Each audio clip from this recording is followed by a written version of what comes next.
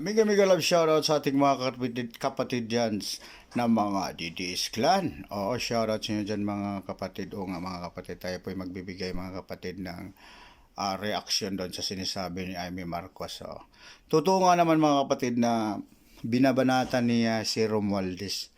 Oo, pero hindi pa rin siya natin iboto sapagkat nandoon pa rin siya sa mga buhaya. Yan, magdesisyon kayo, Amy. Pacman, kung saan talaga kayo. Dapat alis kayo dyan. Kasi kulang po ang aming iboboto doon sa Senado kay Tatay Digong. Oo. Kaya nga, bakante yan kasi para sa mga mabuting tao. Oo. Oo. Oo. Siguro, Amy, ito ng pagkakataon. Ibulgar mo na. Ibulgar mo na ang blanco kung sino ang pumirma na yan.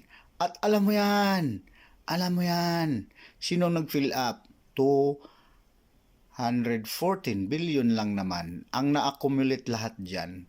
Ang pumirma.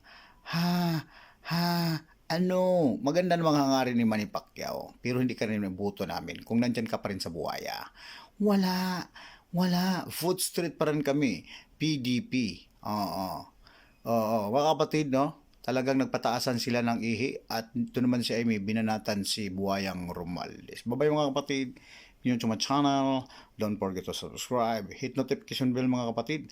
At para makapanood kayo at makinig kayo ng ating live streaming. Bye-bye! Ako po, Surikab ng inyong Rika Vlog, Diddy's Vlogger na small but theory. Bye. Bye-bye. God bless. Yeah.